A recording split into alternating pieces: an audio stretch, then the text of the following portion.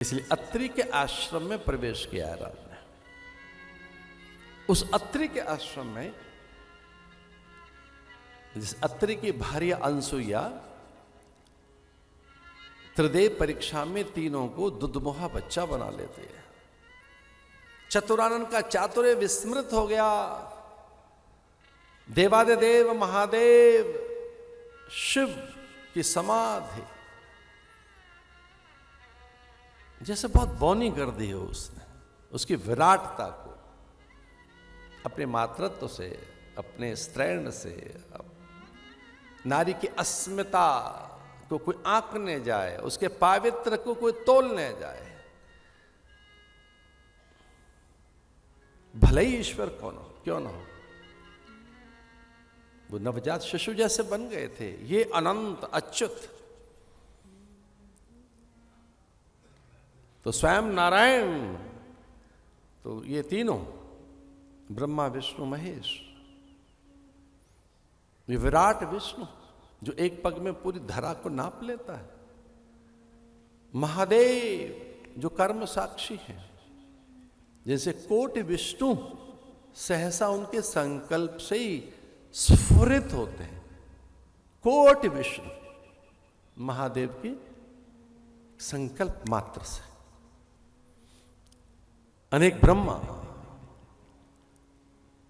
इसलिए भगवान ने सीता को सावधान किया कि अब हम अत्रि के आश्रम में जा रहे हैं, और जैसे हम अत्रि के आश्रम में जाएंगे, वो त्रिकालदर्शी हैं, उनके पास निरंतर तीसरा नेत्र उनका चैतन्य है, जागृत है।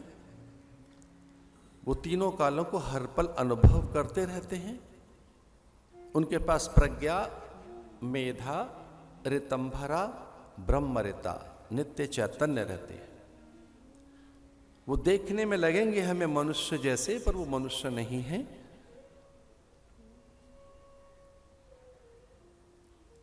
वे मनुष्य जैसे ही हैं पर मनुष्य नहीं है। उनमें दिव्यता, अलौकिकता, नित्य चैतन्य है। उनमें भगवत्ता नित्य जीवंत, जागृत, प्रखर और मुखर है। उनमें ब्रह्म तत्व नित्य मुखर है। और उनकी अर्धांगिनी मेरी मां है अनसुईया। 6 महीने उन्होंने दूध पिलाया। हम उनसे प्रकट हुए दत्त के रूप में। पहला सन्यासी भगवान दत्तात्रेय के रूप में अनसुईया ने ही तो पैदा किया है। त्रैमुख के रूप में, एक मुख ब्रह्मा, दूसरा विष्णु, तीसरा महादेव। इसलिए सीते चूक न हो जाए। पूरे रामायण काल में एक बार ही समझाया है बस राम ने सीता को, बहुत संकोच में। कष्ट हो रहा है राम को कि मैं सीता को क्यों उपदेशित कर रहा हूं। मुझे कुछ भी निर्देश नहीं देने हैं सीता को, लेकिन वो बहुत सावधान कर रहे हैं कि हम जा रहे हैं अनसुईया के आश्रम में, और जैसे ही वो दिखे आप प्रणाम करना हो। हम अत्रि के आश्रम जा रहे हैं। वे त्रिकालदर्शी हैं, संकल्प से कई ब्रह्मांडों की रचना कर सकते हैं।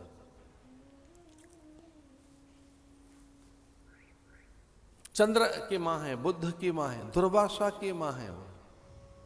वो मां है ब्रह्मा विष्णु महेश की आद्या जननी है। उन्हें वही सामर्थ्य है जो ललिता राजराजेश्वरी के पास है। करागुल नखोत्पन्ना नारायण दशाकृति। आप ब्रह्म कीट जननी, वो ब्रह्म और कीट दोनों को पैदा कर सकती है। वो अनेक विष्णु पैदा कर सकती है। उनके आश्रम जा रहे हैं। वो इतने सरल, सहज और इतने स्वाभाविक और इतने नैसर्गिक हैं कि वो पल्लवों के पात पर ही बैठे मिलेंगे। पल्लव पात बिछौना पर,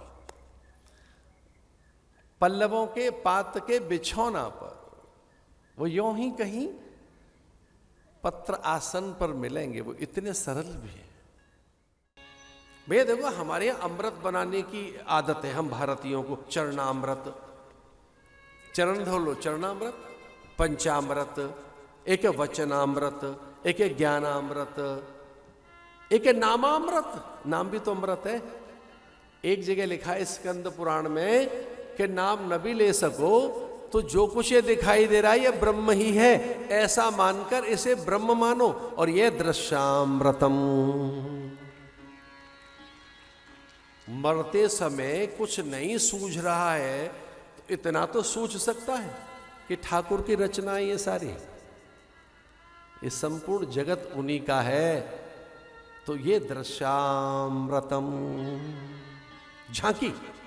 हमारे यहां तो झांकी की बात भी कही गई है ना, कई बार तो उत्सवों में झांकी, अलग अलग अलग अलग झांकियां, ये अलग अलग अलग झांकियां हैं। अनेक रूप रूपाय विष्णवे प्रभ विष्णवे सर्वम खलु इदम ब्रह्म। हम तो वेदांती लोग हैं, हमने तो यही पढ़ा है, सुना है। ईशावास्यदम सर्वम यत् किंचित जगत्याम जगत सर्वम खलु इदम ब्रह्म दृश्यामृतम।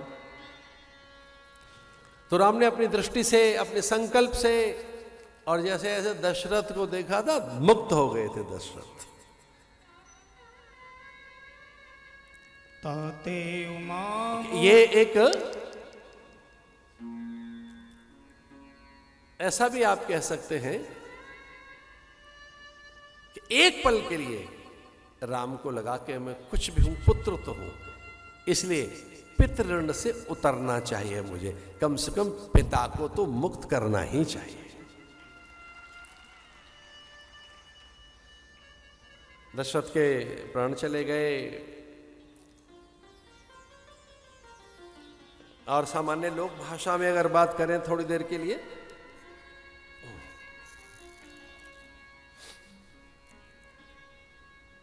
अगर लोक भाषा में बात करें तो लोक भाषा ये कहती है कि जिसके 4 बेटे और मरने के समय एक भी पास नहीं, जिसके 4 पुत्र और अंतिम समय में कोई भी तो साथ नहीं है, कोई भी तो पास नहीं।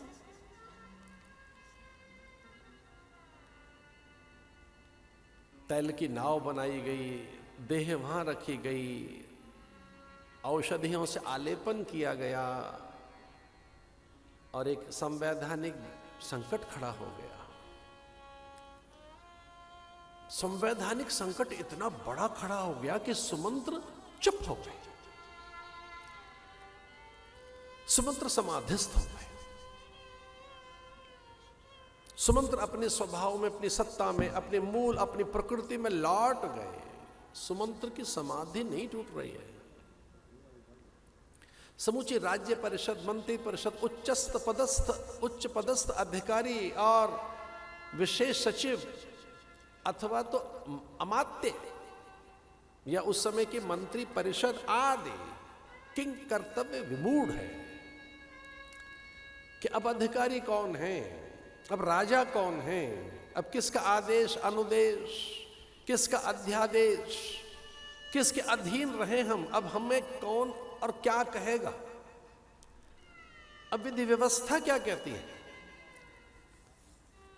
देखिए, मैं भारत की संस्कृति का एक अनुपम सौंदर्य और इस संस्कृति का उच्चतम प्रतिमान का बोध करा रहा हूं कि पूरी प्रजा ने अपने समस्त अधिकार गुरुदेव के चरणों में सौंप दिए, ये कहकर अब जो गुरु करेंगे वही होगा।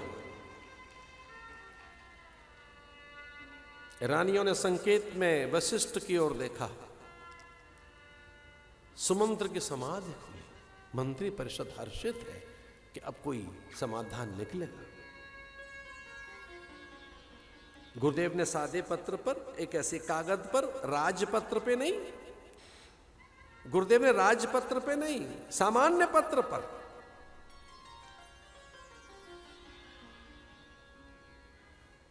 लिखा, प्रिय भरत, शीघ्र अवध लौटो। शुभ चिंतक आपका गुरु। नीचे लिखा वशिष्ठ। प्रिय भरत, शीघ्र अवध लौटो। आपका शुभ चिंतक। फिर नीचे लिखा गुरु, फिर नीचे लिखा वशिष्ठ। 3 बातें एक साथ। शुभ चिंतक, मैं कभी अशुभ नहीं सोचूंगा आपके लिए। शुभचिंतक तो बहुत है हमारे, पर सब तो गुरु नहीं होते। गुरु नीचे लिखा वशिष्ठ, और सबसे नीचे राजा की मुद्रिका अंकित कर दे, स्टाम्प पेपर हो गया, राजपत्र हो गया।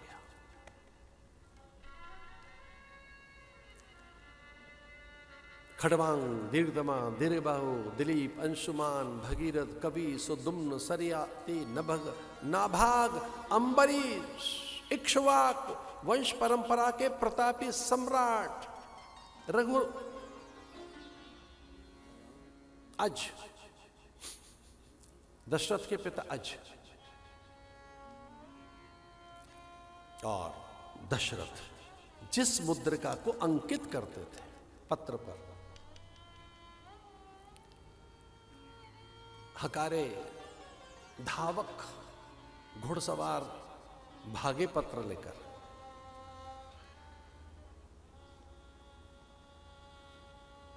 जिस रात ये घटना हुई उस रात हुआ क्या भरत के साथ?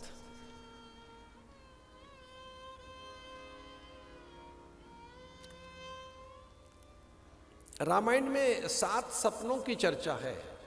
7 लोगों ने सपने देखे हैं रामायण में, सातों लोगों के सपने सच हुए। एक ने तो लंका में देख लिया, सपने बानर लंका जारी, अभी तो हनुमान जी आई नहीं। कौशल्या ने देखा है, दशरथ ने देखा है, कैकेयी ने देखा है, सुमंत्र ने सपना देखा है। हाँ, गुरुदेव ने तो कभी, उनको तो संसारी, ये माया है, संसारी झूठा है, लेकिन गुरुदेव वशिष्ठ ने भी सपना देखा एक बार, और उनका सच हुआ सपना। इस सपनों की माया में एक सपना भरत ने भी देखा है।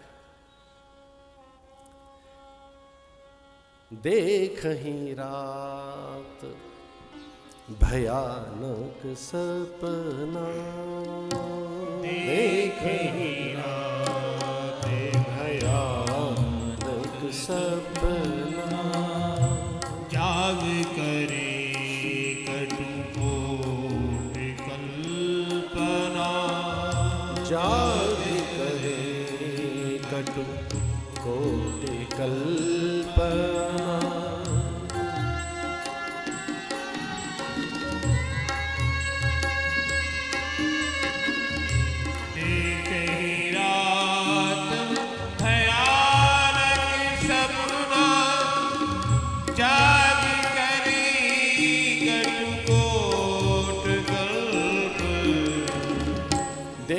कहीं रात भयानक सपना,